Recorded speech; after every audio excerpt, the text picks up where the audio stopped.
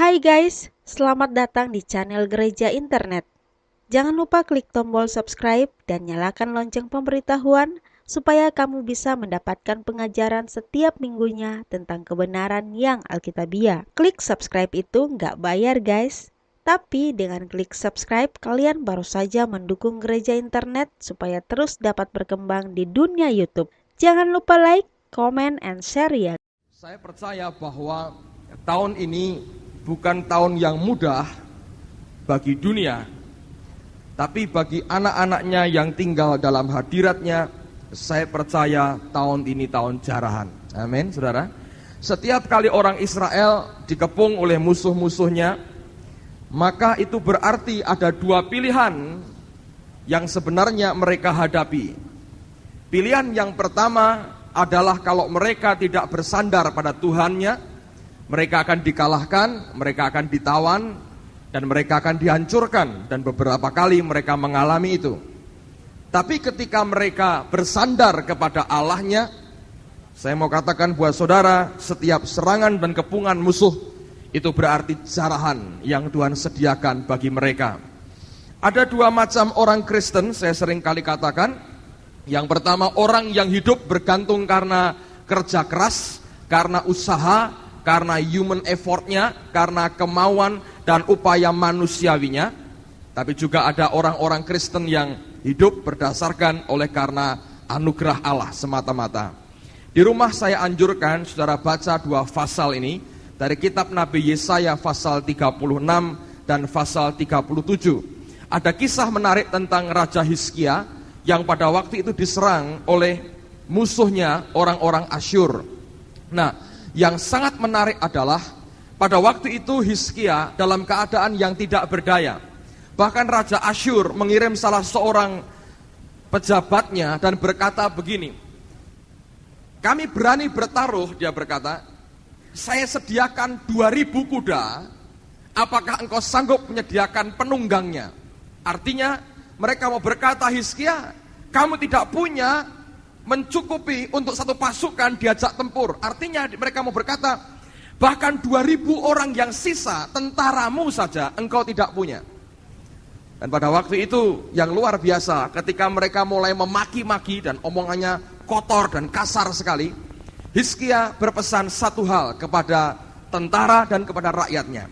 Jangan jawab akan perkataan mereka. Maki-maki, omelan, semua sumpah serapah yang keluar, jangan dijawab. Ketika mereka belajar berdiam diri, Hizkia belajar satu hal. Dia koyakkan bajunya, dia tersungkur di hadapan Allahnya. Ketika Raja Asyur mengirimkan akan surat yang berisi ancaman, kembali Raja ini berkata, jangan dijawab. Dan dia bentangkan surat itu di hadapan Allahnya, di bait Allah. Dan Tuhan yang berperang ganti mereka. Saya mau katakan, kita bisa berperang melawan Asyur dengan kekuatan sendiri, tapi mungkin kita akan dihancurkan. Tapi kalau kita tinggal dalam hadirat Allah, saudara akan mengalami kemenangan demi kemenangan. Siapa yang percaya tahun ini tahun jarahan buat kita? Angkat tangan tinggi-tinggi. Amin. Tadi pagi saya sampaikan dalam kebaktian pagi, saya baru baca satu buku karangan Watchmeni tentang remuknya insan dan keluarnya roh. Itu buku bagus sekali. Saya dipinjami Hengki, rupanya Hengki pinjam dari Repkah, jadi pinjam meminjam gitu. Pada bagian pertama dari buku itu, Watchmeni berkata begini, setiap pelayan Tuhan, setiap anak Tuhan, pada akhirnya akan mencapai titik ini. Dia berkata, titik itu artinya sesuatu yang harus dicapai dalam pengalaman rohani bersama dengan Tuhan, yaitu bahwa kita akan menyadari hambatan terbesar yang membuat kita tidak bisa dipakai Tuhan, tidak bisa diberkati, tidak bisa berkembang, dan tidak bisa maju adalah hambatan yang paling besar itu adalah diri kita sendiri. Jadi itu bukan karena orang lain atau keadaan. Nah, banyak orang masih menyalahkan orang lain, masih menyalahkan keadaan. Kalau Anda masih seperti itu tingkatnya belum sampai pada titik kesadaran yang membuat kita bisa berubah. Kalau kita masih berkata, ya karena keadaan begini, karena si A begini, karena si B begini, artinya engkau berkata, saya sudah baik sekali, orang lain yang tidak baik, Yang perlu berubah orang lain, saya nggak perlu berubah. Dan itu tidak pernah membawa pada hati yang bertobat dan membuat kita diubah oleh Tuhan. Tapi hamba Tuhan ini berkata, nanti pada akhirnya ada orang yang cepat, ada yang lamban sekali. Mau tidak mau dia akan menyadari bahwa hambatan terbesar dari hidup kita itu ada pada diri kita sendiri. Nah, Tuhan, kalau Anda membaca dalam Alkitab ini, pekerjaan Allah itu adalah menyadarkan kita terus akan kelemahan kita dan ketidakberdayaan kita, dan bahkan menghancurkan akan kedagingan kita dengan berbagai upaya supaya akhirnya kita bisa hidup dalam roh dan terima kemuliaannya. Nah, mari buka bersama dengan saya dalam Injil Lukas pasal yang ke-14. Lukas pasal yang ke-14 ayat yang ke-15 mulai. Lukas 14 mulai ayat yang ke-15. Perumpamaan tentang orang-orang yang berdalih. Coba Anda perhatikan apa yang Tuhan ini utarakan kepada kita. Lukas pasal 14 mulai ayat yang ke-15. Mendengar itu berkatalah seorang dari tamu-tamu itu kepada Yesus, berbahagialah orang yang akan dijamu dalam kerajaan Allah. Tetapi Yesus berkata kepadanya, ada seorang mengadakan perjamuan besar dan ia mengundang banyak orang. Menjelang perjamuan itu dimulai, ia menyuruh hambanya mengatakan kepada para undangan, marilah sebab segala sesuatu sudah siap. Tetapi mereka bersama-sama meminta maaf. Yang pertama berkata kepadanya, aku telah membeli ladang dan aku harus pergi melihatnya. Aku minta dimaafkan. Yang lain berkata, aku telah membeli 5 pasang lembu kebiri dan aku harus pergi mencobanya. Aku minta dimaafkan. Yang lain lagi berkata, aku baru kawin dan karena itu aku tidak dapat datang. Maka kembalilah hamba itu dan menyampaikan semuanya itu kepada tuannya. Lalu murkalah tuan rumah itu dan berkata kepada hambanya, pergilah dengan segera ke segala jalan dan lorong kota dan bawalah kemari orang-orang miskin dan orang-orang cacat, orang-orang buta dan orang-orang lumpuh. Kemudian hamba-hamba itu melaporkan, Tuan, apa yang Tuhan perintahkan itu sudah dilaksanakan, tetapi sekalipun demikian masih ada tempat. Lalu perhatikan perkataan Tuhan ini. Lalu kata Tuhan itu kepada hambanya, pergilah ke semua jalan dan lintasan dan paksalah orang-orang yang ada di situ masuk, karena rumahku harus penuh. Sebab aku berkata kepadamu, tidak ada seorang pun dari orang-orang yang telah diundang itu akan menikmati jamuanku. Jadi ada 2 kategori orang yang Tuhan itu bawa masuk dalam perjamuannya. Duduk semeja dengan dia dalam kemuliaan Allah ketika dia menjamu akan kita. Kategori pertama adalah orang-orang yang dengan sukarela ketika diundang orang-orang itu masuk. Siapa ini? Mereka adalah orang-orang miskin, orang-orang cacat, orang-orang buta, dan orang-orang lumpuh. Saya mau katakan kepada saudara, apa yang Tuhan katakan tidak berlebihan. Karena betul, sejarah membuktikan, di tempat di mana ada penderitaan, disitulah Injil paling mudah diberitakan. Di mana ada kemiskinan, Injil disampaikan, memberikan pengharapan. Di mana ada sakit penyakit, ada tekanan, ada persoalan, Injil diberitakan, dan orang meresponi akan pemberitaan Injil itu. Nah, kategori pertama, orang-orang yang miskin, orang-orang yang cacat, orang-orang yang buta, dan orang-orang yang lumpuh. Mereka begitu antusias dan terbuka dengan kabar baik yang Tuhan sampaikan. Kalau ada orang yang miskin, ketika kita berkata, mari datang kepada Yesus, dia berkata, aku datang memberi kelimpahan, memberi kamu hidup dan hidup dalam kelimpahan. Orang ini berkata, ya itu yang aku butuhkan. Tidak tahan dengan penderitaannya, dia membuka dirinya lebar dengan pertolongan Tuhan dalam hidupnya. Tapi kategori kedua adalah orang-orang yang di jalan-jalan, yang sedang jalan-jalan. Mereka bukan orang yang miskin, mereka bukan orang yang cacat, mereka tidak buta, dan mereka tidak lumpuh. Nah, Alkitab berkata, Tuhan itu berkata, paksalah mereka masuk. Kata aslinya, kata paksa itu termasuk menggunakan unsur kekerasan kalau perlu. Paksa mereka supaya mereka bisa masuk. Nah, dalam kerajaan surga, kategori kedua ini termasuk kategori yang paling besar. Di tengah-tengah kita misalnya, saya percaya seandainya saudara berkata, ya Pak, saya nggak punya uang, saya ini menderita. Tapi lihat akan pakaian saudara. Tidak compang-camping, Anda masih pakaian bagus sekali. Pak Bianto berkata, utang saya banyak dulu, tapi toh masih keren katanya. Dasi masih dipakai, mobil masih pakai juga, masih keren katanya. Kita ini masih baik saudara, karena kita seringkali melihat diri terus sendiri, akibatnya tidak bisa bersyukur. Coba lihat orang yang lebih menderita dari kita bisa bersyukur kepada Allah. Kita juga enggak ada yang buta, yang lumpuh, yang cacat, semua sehat, semua begitu baik. Jadi kita termasuk kategori orang kedua yang sebetulnya jujur kita harus mengakui. Untuk kita bisa masuk dalam kemuliaannya, untuk kita bisa tinggal dalam hadiratnya, duduk makan semeja dengan Tuhan, meninggalkan semua hal yang duniawi, itu dibutuhkan kata dipaksa dalam kehidupan kita. Tidak ada orang yang mau meninggalkan keduniawian dengan sukarela. Hakikatnya tidak ada orang seperti itu. Semua harus dipaksa dan Tuhan mengerti itu dan Tuhan tidak keberatan memaksa kita, saudara. Nah, Paulus juga menyadari hal yang sama. Mari buka bersama dengan saya dalam 1 Korintus pasal yang ke-9 ayat yang ke-27. 1 Korintus pasal 9 ayat yang ke-27. Ini yang Paulus katakan. Perhatikan dalam Alkitab saudara, 1 Korintus pasal 9 ayat yang ke-27. Tetapi aku melatih tubuhku dan menguasainya seluruhnya, supaya sesudah memberitakan Injil kepada orang lain, jangan aku sendiri ditolak. Paulus berkata, aku melatih tubuhku dan menguasainya seluruhnya. Amplified Bible menerjemahkan dengan kalimat begini.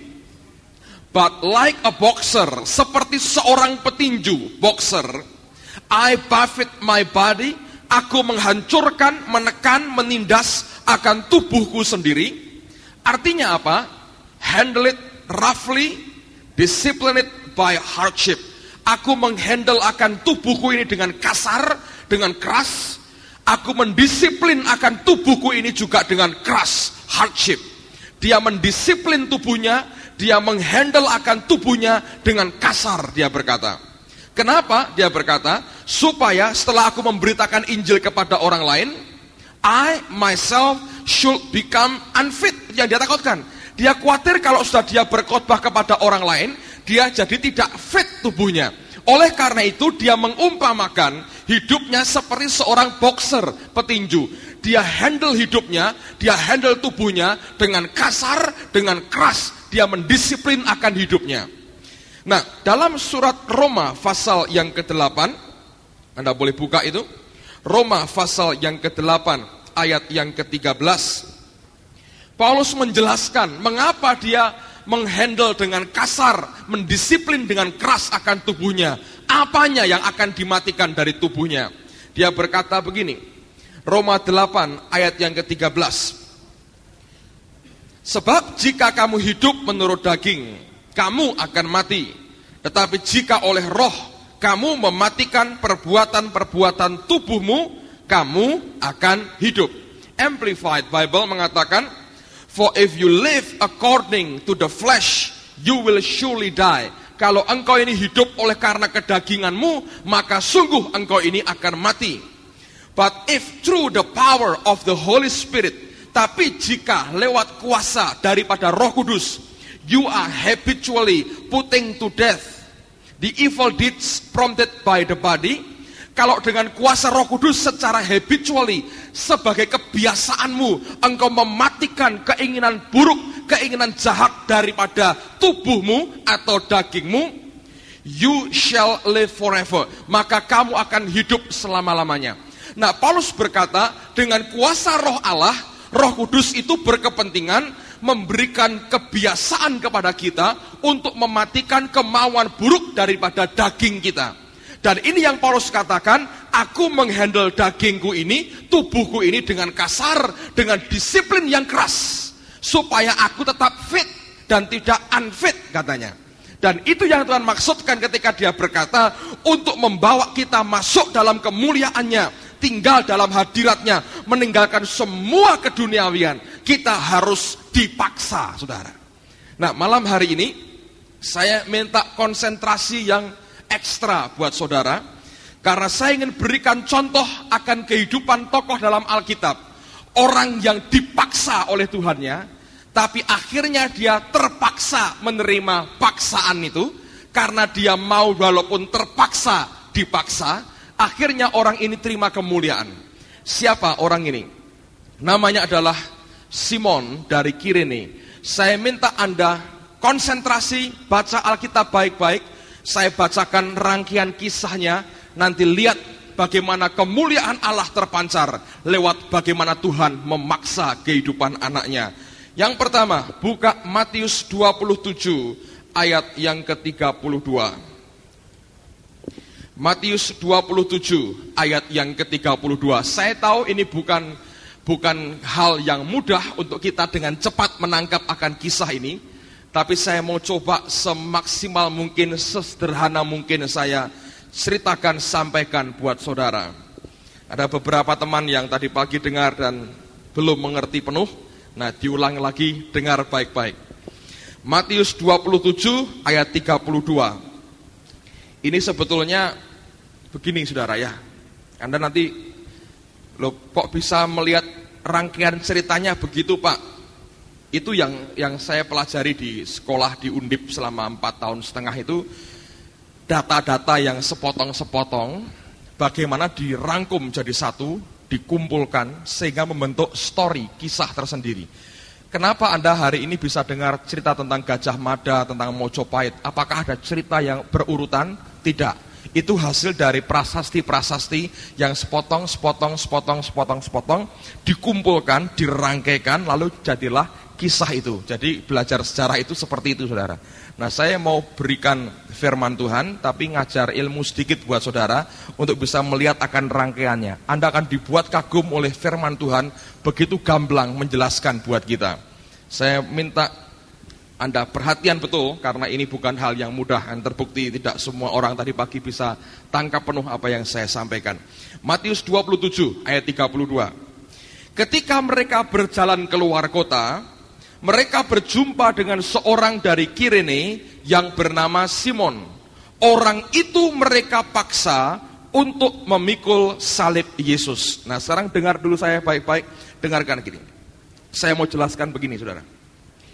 Pada zaman Yesus hidup, pada waktu itu, orang-orang Yahudi punya kebiasaan bahwa mereka yang tersebar di berbagai tempat di luar Israel, biasanya setahun sekali mereka akan kumpul di kota Yerusalem. Kapan itu? Pada waktu mereka merayakan Paskah, dan mereka biasanya tinggal kurang lebih selama 1,5 bulan di sana, 50 hari, sekaligus menunggu perayaan Pentakosta. Jadi saudara-saudara sekalian, itu merupakan kebiasaan. Nanti saya akan buktikan bagaimana orang-orang ini kumpul dari berbagai penjuru dunia. Karena Alkitab juga menyatakan hal seperti itu. Jadi kebiasaan pada waktu itu adalah pada menjelang hari raya Paskah, sampai orang Yahudi, para rabinya itu membuat 2 Paskah. Paskah besar dan Paskah kecil. Kenapa? Paskah kecil untuk tambahan kalau sampai ada yang terlambat datang. Jadi mereka dari luar kota berminggu-minggu mereka jalan, naik onta, naik keledai, mereka datang ke Yerusalem dengan tujuan mereka merayakan Paskah besar. Kalau sampai terlambat, mereka ikut Paskah susulan, Paskah kecil. Nah, karena jaraknya jauh sekali, biasanya mereka tinggal sambil nunggu perayaan Pentakosta, supaya waktunya itu cucuk gitu saudara. Sudah jauh-jauh datang, baiklah tinggal beberapa saat supaya bisa ikut Pentakosta sekalian. Setelah perayaan Pentakosta, baru mereka pulang ke negara asal mereka. Nah, Kirene adalah daerah dekat Libya di Afrika Utara. Memang cukup jauh dari daerah Yahudi atau Yerusalem. Nah, orang-orang ini mereka berkumpul, mereka datang ke Yerusalem untuk merayakan Paskah dan Pentakosta. Kirene adalah daerah yang cukup makmur, tempat di mana banyak orang Yahudi bermukim di situ. Tahun 116 ada pemberontakan orang Yahudi di sana dan mereka menghancurkan tugu-tugu penyembahan berhala. Karena pemberontakan itu sampai korban jiwa yang ada sampai mencapai 200.000 orang. Artinya ini pemberontakan besar sekali. Artinya banyak orang Yahudi yang menetap di Kirene sebagai tempat mereka menetap untuk mereka mencari nafkah. Nah, orang-orang ini bukan orang-orang sembarangan, tapi orang yang sangat agamawi, orang yang berpegang teguh kepada ajaran Taurat, ajaran agama Yahudi. Sehingga mereka cukup punya pengenalan akan Taurat dan ajaran agama Yahudi. Anda bertanya, Bapak tahu dari mana? Coba dibuktikan. Lihat Kisah Rasul pasal yang ke-6. Kisah Rasul pasal yang ke-6, ayat yang ke-9. Saya bacakan mulai ayat 8 supaya saudara bisa mengerti akan konteksnya. Kisah Rasul 6 ayat yang ke-8. Dan Stefanus yang penuh dengan karunia dan kuasa mengadakan mujizat-mujizat dan tanda-tanda di antara orang banyak. Tetapi tampillah beberapa orang dari jemaat Yahudi yang disebut jemaat orang Libertini. Libertini itu apa? Libertini itu adalah orang-orang bekas budak-budak orang Roma yang dimerdekakan. Mereka menamakan dirinya orang Libertini. Nah, bekas budak ini ngumpul dengan bekas budak, mereka membentuk jemaat yang diberi nama Libertini. Ini jemaat Yahudi, bukan Kristen tapi Yahudi, yang dasar hidup mereka dari Taurat. Teruskan. Anggota-anggota jemaat itu adalah orang-orang dari Kirene dan dari Alexandria, bersama dengan beberapa orang Yahudi dari Kilikia dan dari Asia. Orang-orang itu, termasuk yang dari Kirene tadi, bersoal jawab dengan Stefanus, tetapi mereka tidak sanggup melawan hikmatnya dan roh yang mendorong dia berbicara. Jadi kalau mereka berani berdebat dengan Stefanus, artinya mereka punya dasar, fondasi, Taurat mereka cukup baik. Daerah Kirene bukan daerah di mana Yahudi terlalu kecil dan bisa dilupakan, tidak mungkin. Daerah di mana banyak orang Yahudi tinggal, disitulah Simon ini berasal, saudara. Nah, sekarang kembali kepada Markus pasal yang ke-27 tadi. Alkitab berkata, pada waktu itu Simon sedang dalam perjalanan menuju ke kota Yerusalem. Tujuannya jelas sekali. Dia berkata, aku akan datang ke Yerusalem untuk beribadah menyembah kepada Allah. Aku bukan datang untuk piknik atau tengok saudaraku. Dia datang sebagaimana kerombongan yang lain, bahwa aku akan datang untuk menyembah kepada Allah. Dia tidak pernah kenal dengan Yesus, tidak pernah jadi simpatisan, apalagi jadi muridnya. Alkitab berkata, dengan rombongan orang-orang Kirene yang lain, dia datang ke Yerusalem. Alkitab berkata, dia baru datang dari luar kota, dari negeri asalnya. Nah, waktu orang ini masuk ke kota Yerusalem, sebelum dia masuk, di jalan, ia berpapasan dengan rombongan orang Romawi yang akan menyalibkan Yesus. Nah, rupanya Tuhan Yesus sudah semalaman dihajar, fisiknya tidak tahan lagi. Beberapa kali Alkitab berkata ketika dia pikul salib, dia sampai terjatuh. Nah, orang Roma tahu kalau dipaksa terus, Yesus akan mati di jalan sebelum disalibkan. Dan mereka tidak mau itu. Jadi mereka berpikir bagaimana caranya untuk menghemat tenaganya Yesus yang tinggal sedikit tadi. Nah, waktu rombongan mereka bertemu, diperkirakan oleh banyak orang, orang ini pasti tinggi dan tegap badannya. Kalau kurus dan kecil, saudara, suruh mikul salib, begitu mikul, klek, klek, tulang patah 3, kira-kira gitu. Kalau ini orang yang kekar, logik sekali, disuruh mikul salib yang sekian puluh kilo banyaknya. Jadi ada orang kurus itu ada baiknya, saudara. Kalau pas kena rodi-rodi kerja paksa, nggak akan kena, saudara ya. Mungkin bagian dapur umum gitu, saudara. Nah, lalu kemudian ketika mereka melihat Simon, secara manusia tidak tahu kenapa, tapi saya percaya Tuhan tahu kenapa.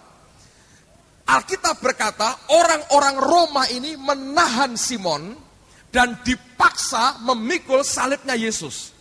Digunakan kata dipaksa, bukan sukarela. Tidak pernah diomongi begini, Oh, Anda bernama siapa? Kata orang Roma, nama saya Simon.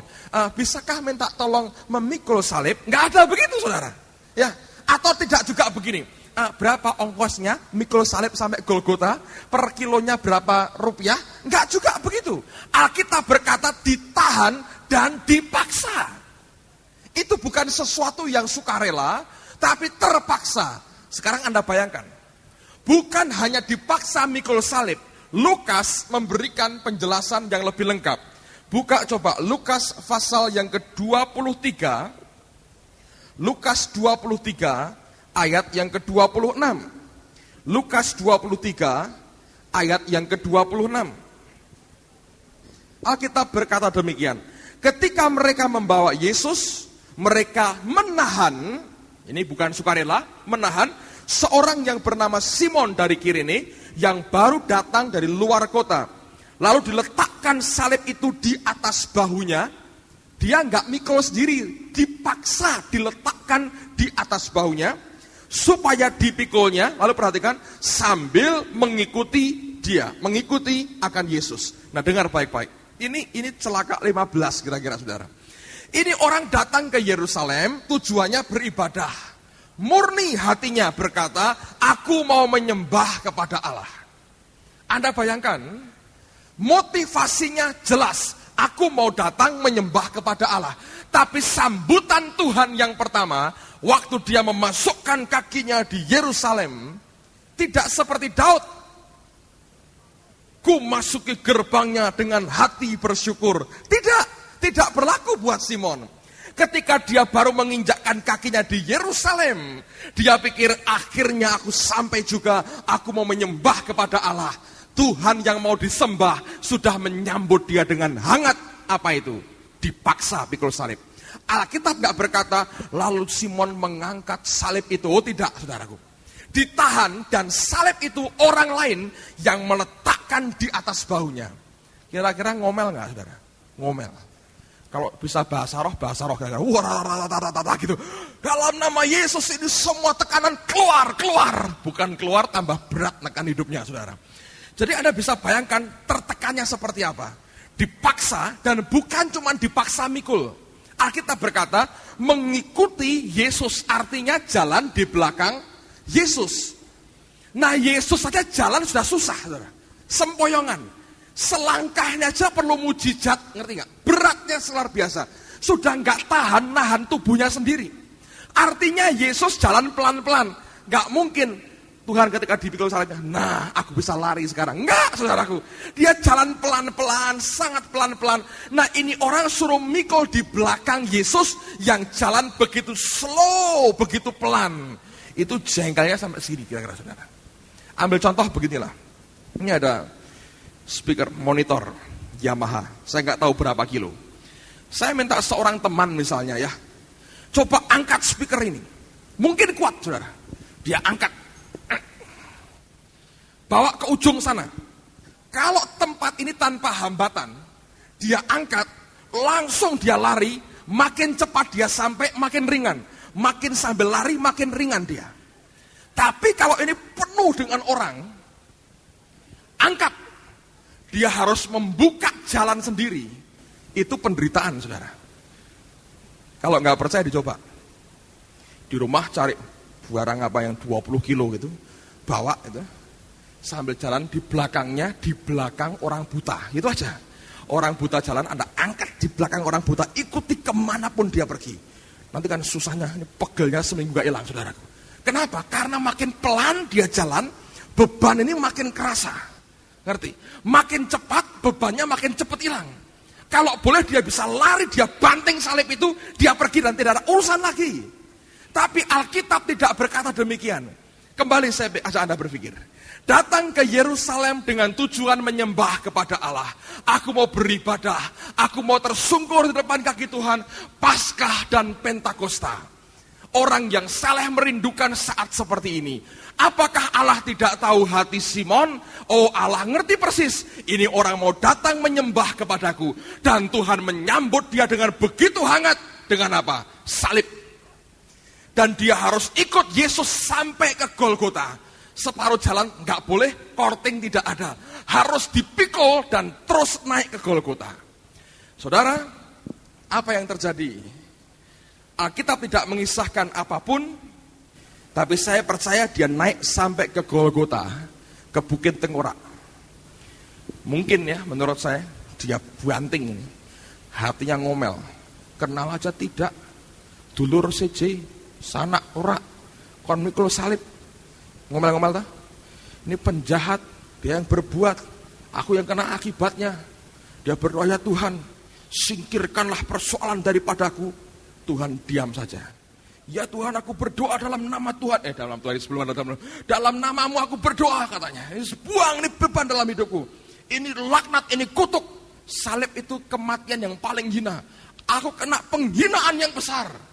Dia berdoa, dia menjerit kepada Allahnya. Dan Allah berkata, pikul terus, saudara. Dia ngomel, dia berbuat apapun yang dia bisa. Dia mungkin maki Tuhan sebentar. Kamu sih, gara-gara kamu. Ngapain kau yang kena? Nanti apa kata orang?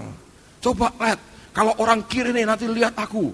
Sampai di rumah nanti mereka ngomong sama istriku. Wah, Simon disalib, dihukum mati.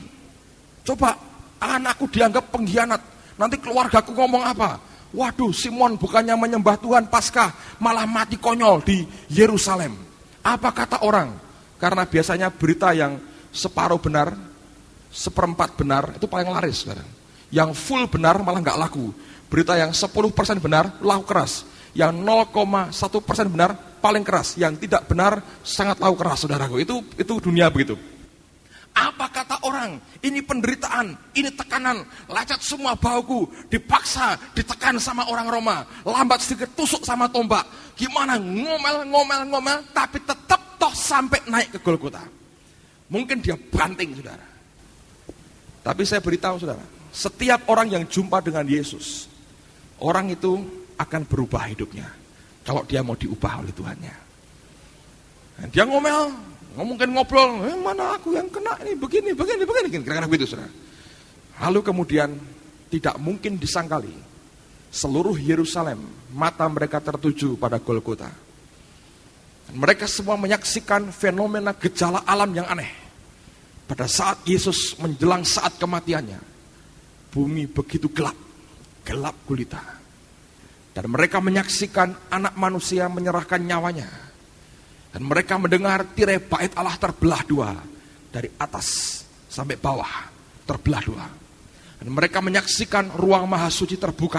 Bagi setiap manusia yang berkenan kepadanya. Dibuka oleh Allahnya.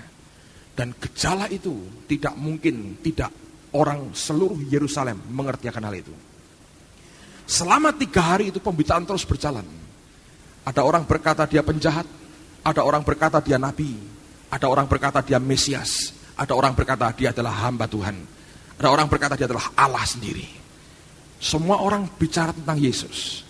Yang mereka pernah mau jadikan sebagai raja. Tapi hari itu mereka mati. Dia mati. Dan selama 3 hari itu, saudara, terus mereka bicara soal Yesus. Dan tiba-tiba mereka dikejutkan berita.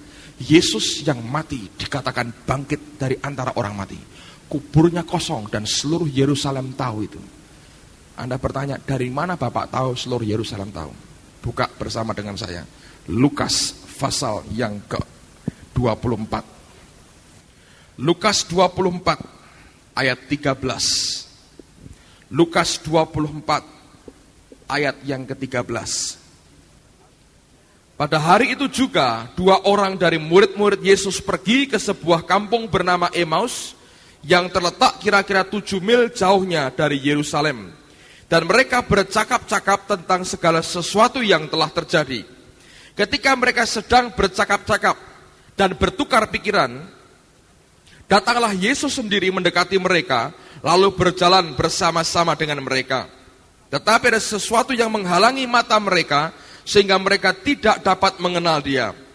Yesus berkata kepada mereka, apakah yang kamu percakapkan sementara kamu berjalan? Maka berhentilah mereka dengan muka muram. Seorang dari mereka namanya Kleopas menjawabnya. Perhatikan jawaban ini. Adakah engkau satu-satunya orang asing di Yerusalem yang tidak tahu apa yang terjadi di situ pada hari belakangan ini? berarti semua orang asing di Yerusalem tahu apa yang terjadi. Benar nggak saudara? Dia bertanya, kok aneh, kamu paling nggak tahu? Semua orang tahu apa yang terjadi. Apa itu? Yesus mati dan dia dibangkitkan kembali. Semua orang tahu di Yerusalem. Semua orang asing tahu. Berarti Simon dari Kirene juga ikut tahu, saudara. Dan berita itu terus berkembang sampai tiba hari raya Pentakosta. Pada waktu itu Roh Allah dicurahkan. Para rasul mulai berbicara dalam bahasa yang asing. Dan Alkitab berkata demikian. Buka Kisah Rasul pasal yang kedua. Kisah Rasul pasal yang kedua. Saya akan lompat, perhatikan mulai ayat yang kelima.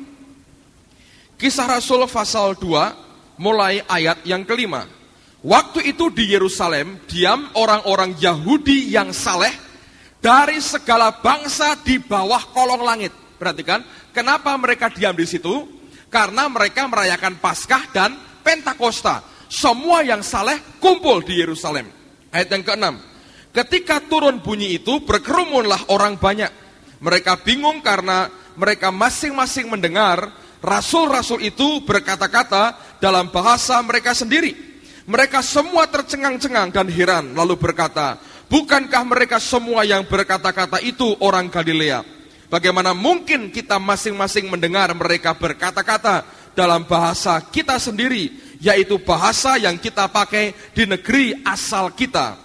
Dari mana mereka? Perhatikan, kita orang Partia, Media, Elam, penduduk Mesopotamia, Yudea dan Kapadokia, Pontus dan Asia, Frigia dan Pamfilia, Mesir, dan daerah-daerah Libya yang berdekatan dengan Kirene, pendatang-pendatang dari Roma, baik orang Yahudi maupun penganut agama Yahudi, orang Kreta dan orang Arab. Kita mendengar mereka berkata-kata dalam bahasa kita sendiri tentang perbuatan-perbuatan besar yang dilakukan Allah. Artinya ada orang-orang Kirene yang mendengar apa yang terjadi di kamar loteng pada hari raya Pentakosta. Nah, waktu mereka kumpul, ini pertama kali Petrus berdiri dan dia mulai berkhotbah. Ketika dia berkhotbah, Petrus ini menjelaskan akan siapa orang yang bernama Yesus. Dan itu membuka mata Simon Kirene, saudara. Dia nggak tahu siapa orang yang dia pikulkan salibnya. Tapi waktu Petrus berkhotbah dan Allah mengurapi khotbahnya, orang-orang Kirene hadir. Mereka mendengar penjelasan siapa yang disalibkan, yang mati, dan kemudian bangkit kembali, dan naik ke surga, mengirimkan rohnya kepada mereka. Namanya adalah Yesus, Immanuel, Allah beserta kita, yang dinubuatkan dalam kitab nabi-nabi. Nah, Simon mendengar dan dia takjub, dia tercengang dengan apa yang dia dengar. Alkitab berkata hari itu 3.000 orang memberi dirinya dibaptis dan diselamatkan. Mereka percaya akan Yesus Tuhannya. Dan saya yakin sekali Simon Kirene satu di antaranya. Kenapa, saudara? Karena segera setelah itu kita mendengar muncul jemaat Tuhan dari Kirene. Anda pikir dari mana? Saya yakin satu di antaranya lahir dari orang yang bernama Simon. Waktu dia mendengar bahwa yang mati dan bangkit adalah Tuhannya, tiba-tiba mukanya jadi berubah. Dia malu. Jadi yang aku maki-maki, yang aku omeli, Tuhanku sendiri. Tapi sesaat ketika dia percaya, bisa begitu bangga. Aku ambil bagian dalam penderitaannya. Waktu semua orang bicara tentang Yesus yang disalibkan, siapa yang mikulkan salibnya, katanya? Gua, katanya. Ini lihat, lukanya masih ada. Ini lecetnya, memarnya. Kok nggak diobati? Jangan, katanya. Kenang-kenangan. Nih kenapa? Salib. Gua naik sampai Golgota. Gua naik. Gua ikuti langkahnya. Memang luar biasa berubah omongannya, saudaraku. Tadinya ngomel. Siapa lu? Sanak bukan, kadang bukan, ponaan juga tidak. Berbuat apa? Lakukan akibatnya. Ketika dia tahu itu Tuhannya, dia berkata, gua yang mikulin salibnya. Kalau nggak ada gua, Nggak bisa tuh, repot katanya. Siapa yang mikul? Saya katanya. Ketika mereka pulang ke Kirene, orang-orang lain bersaksi, kami lihat peristiwanya, Tuhan disalibkan, dia bangkit, kami percaya ke dia. Simon akan berkata, ya, dan yang mikul salibnya saya, katanya begitu. Buktinya, nih lecet, ukur nih, berapa senti, pas 1 balok salib, katanya gitu. Diobati Simon, jangan, kenang-kenangan, makin lama nggak sembuh, makin baik, katanya. Kenang-kenangan, bukti, nih lihat. Betul kan katanya? Nah, oh iya, Simon yang mikul. Tapi dulu kamu ngomel. Ya kan dulu katanya, kan gak tahu. Sekarang lihat ini gua yang pikul. Gua yang pikul ini. Sampai Golgota. Saya ikuti langkahnya Tuhanku, katanya. Bayangin saudara. Apa yang terjadi? Jemaat di Kirene dibangun. Dan mereka jadi orang-orang yang militan. Coba lihat Kisah Rasul pasal 11. Ayat yang ke-20. Kisah Rasul pasal 11 ayat yang ke-20. Saya bacakan mulai 19 supaya tahu konteksnya. Pasal 11 ayat 19. Sementara itu banyak saudara-saudara telah tersebar karena penganiayaan yang timbul sesudah Stefanus dihukum mati. Mereka tersebar sampai ke Fenisia, Siprus, dan Antioquia. Namun mereka memberitakan Injil kepada orang Yahudi saja. Akan tetapi, perhatikan, di antara mereka ada beberapa orang Siprus dan orang Kirene yang tiba di Antioquia dan berkata-kata juga kepada orang-orang Yunani dan memberitakan Injil bahwa Yesus adalah Tuhan. Dan tangan Tuhan menyertai mereka dan sejumlah besar orang menjadi percaya dan berbalik kepada Tuhan. Luar biasa nggak? Jemaat yang militan. Yang lain hanya berani ngomong kepada orang Yahudi, orang Siprus dan orang Kirene, bicara kepada orang Yunani di luar orang Yahudi. Dan Alkitab berkata tangan Tuhan menyertai mereka dan banyak orang yang percaya. Lihat pasal yang ke-13, ayat yang pertama. Muncul seorang guru.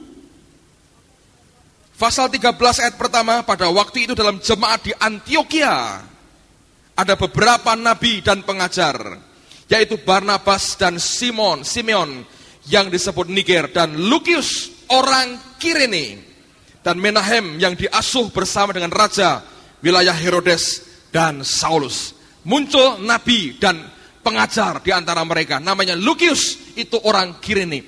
Dari mana jemaat dimulai? Ketika rombongan Kirene pulang, termasuk Simon dari Kirene, waktu mereka memberitakan Injil kepada mereka, tanda luka karena pikulan salib yang dia buat dipaksakan di atasnya, membuktikan aku ambil bagian dalam penderitaan Tuhanku. Aku naik sampai ke Golgota, sampai ke Bukit Tengkorak. Aku ikut bersama dengan Tuhanku. Aku ikut di belakangnya. Aku ikuti langkahnya, sekalipun lamban dan karena terpaksa, dia berkata. Tapi kami jadi saksi, dia bangkit dari antara orang mati dan kami terima rohnya. Dan jemaat dibangun, saudara. Dan bukan hanya itu, yang luar biasa, Allah meninggikan akan keluarganya. Buka Markus pasal yang ke-15. Markus pasal yang ke-15 ayat 20b dan ayat yang ke-21. Markus 15 ayat 20b dan ayat yang ke-21. Kemudian Yesus dibawa keluar untuk disalibkan. Pada waktu itu lewat seorang yang bernama Simon, orang Kirene. Lalu Markus memberi tambahan penjelasan. Ayah Alexander dan Rufus yang baru datang dari luar kota. Dan orang itu mereka paksa untuk memikul salib Yesus. Dengar dulu saudara. Injil Markus ini pertama-tama ditulis, maksud pertamanya ditujukan untuk jemaat Tuhan di kota Roma. Nah, orang-orang Roma punya beberapa sokok guru rohani dalam jemaat Tuhan di sana. Dua di antaranya yang paling terkenal adalah Alexander dan Rufus. Sehingga kalau Injil Markus ini sampai ke orang Roma, mereka mendengar kata Simon orang Kirene, mereka tidak kenal. Tapi kalau mereka mengatakan, diberitahu bahwa itu ayahnya Alexander dan Rufus, Semua orang kenal siapa Alexander dan Rufus. Dua orang ini tokoh gereja di Roma. Jadi sebetulnya karena Simon Kirene terpaksa taat sampai Golgota. Bukan hanya jemaat dibentuk, tapi lebih daripada itu, dua orang anaknya diangkat Tuhan tinggi. Jadi begini analoginya, saudara. Supaya gampang ini ya. Tadi pagi saya gunakan ilustrasi yang sama. Ada orang tanya, kenal enggak dengan saudara Bambang misalnya? Bambang siapa? Banyak orang pakai nama Bambang. Nama ini baik, banyak orang pakai. Oh itu Bambang anaknya Presiden Soeharto. Nah, yang terkenal kan Presiden Soehartonya. Semua orang kenal Presiden Soeharto. Jadi nama anaknya disangkutkan dengan nama bapaknya. Kenapa? Untuk memberikan penjelasan. Karena nama bapaknya yang terkenal. Demikian juga dengan orang-orang Roma. Yang terkenal itu Alexander dan Rufus. Simon gak ada orang ngerti. Waktu Markus menulis, dia menjelaskan. Itu loh, yang mikul salib Yesus itu bapaknya Alexander dan Rufus. Loh, itu kan bapaknya koncone dewe, katanya begitu. Nah, dengan begitu mereka tahu, saudara. Ini adalah ayah dari dua orang tokoh gereja mereka sendiri. Nah, dengan demikian, dengar baik-baik. Karena terpaksa dia mikul sampai ke atas. Jemaat di Kirene berdiri begitu kuat dan solid. Bukan hanya itu, dua orang anaknya dipakai Tuhan untuk menjadi tiang-tiang gereja Tuhan di kota Roma. Dan bukan hanya anaknya, istrinya juga dipermuliakan. Lihat dalam Roma pasal 16, ayat terakhir, Roma 16, ayat yang ke-13. Roma 16, ayat yang ke-13. Dengar apa yang Tuhan katakan, Roma 16, ayat yang ke-13. Alkitab berkata demikian, salam kepada Rufus, orang pilihan dalam Tuhan. Dan salam kepada ibunya, yang bagiku adalah juga ibu. Siapa ibunya Rufus? Itu Nyonya Simon dari Kirene. Ngerti saudara? Bahkan istrinya Nyonya Simon, Paulus berkata, itu juga bagiku adalah ibu. Kalau bukan orang yang terhormat dan rohani, Paulus tidak akan berkata demikian, saudara. Dan dia berkata, Rufus itu orang pilihan dalam Tuhan. Saudara Alexander, orang yang jadi tokoh gereja Tuhan di kota Roma. Dan surat ini ditujukan kepada jemaat di Roma. Anda mengerti akan akhir daripada kisahnya. Dimulai ketika dipaksa, ditahan, dan salib diletakkan di atas bahunya. Dan mereka berkata, naik sampai Golgota, ikuti Yesusmu ini. Sambil ngomel, gerutu, marah-marah, sumpah serapah mungkin keluar. Dia doa, minta dilepaskan, menjerit sampai frustrasi. Sepertinya Allah diam. Dan Tuhan berkata, naik terus dan ikut aku. Ketika dia mengizinkan, Tuhan paksa dia sampai ke Golgota. Lihat kemuliaannya. Keluarganya bertobat dan dipakai Tuhan dengan cara yang luar biasa. Dua anaknya soko guru di Roma. Istrinya mendampingi anaknya sampai di kota Roma, saudara. Dimulai dari mana? Ketika dia mengizinkan Allah memaksa dia naik sampai Golgota. Saya mau beritahu saudara, kita pada hakikatnya secara alamiah dan rohani tidak ada yang bisa datang kepada Tuhan, meninggalkan semua keduniawian kita tanpa Allah memaksa kita. Dan Tuhan tahu betul dia harus paksa kita untuk membawa kita naik sampai ke Golgota. Tidak ada orang, tidak ada anak Tuhan yang pada hakikatnya secara sukarela memberikan hidupnya, meninggalkan keduniawian dan ikut Allahnya segenap hati kalau tidak dipaksa oleh Tuhan. Dengar, sejarah hidup kita adalah sejarah di mana tangannya memaksa kita, tapi bukan dengan tujuan untuk menghancurkan kita, tapi untuk membawa kita masuk dalam kemuliaannya. Saya mau akhiri dengan kesaksian ini. Ilustrasi ini baik sekali. Saya bagikan buat saudara sebelum kita berdoa bersama-sama. Ada beberapa orang yang sedang berjalan bersama-sama. Dan orang ini diberi masing-masing oleh Tuhan satu balok salib. Masing-masing diberi salib.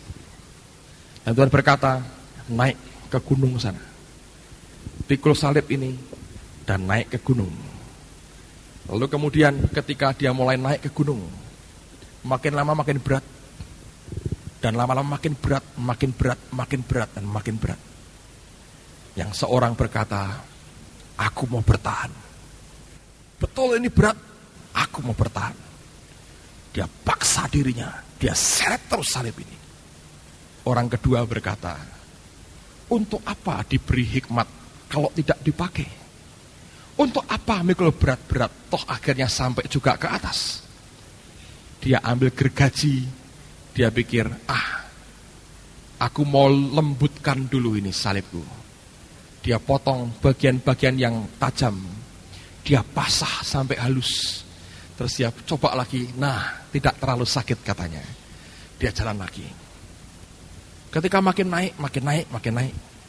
Yang pertama berat, dia berkata, pokoknya aku bagaimanapun, aku mau pikul salib ini, aku mau seret sampai ke atas. Yang kedua berpikir, ini terlalu berat. Potong sedikit kan tidak apa-apa. Ambil gergaji, dia potong sedikit, saudara. Dia pikul, bukankah Allah mencobai tidak melebihi kekuatan? Setelah aku potong, ini pas Tuhan, tidak melebihi kekuatan. Kalau tadi melebihi kekuatan, ini pas. Dia naik lagi. Tenaga makin kurang. Bukankah Allah mencobai tidak sesuai dengan tidak melebihi kekuatan?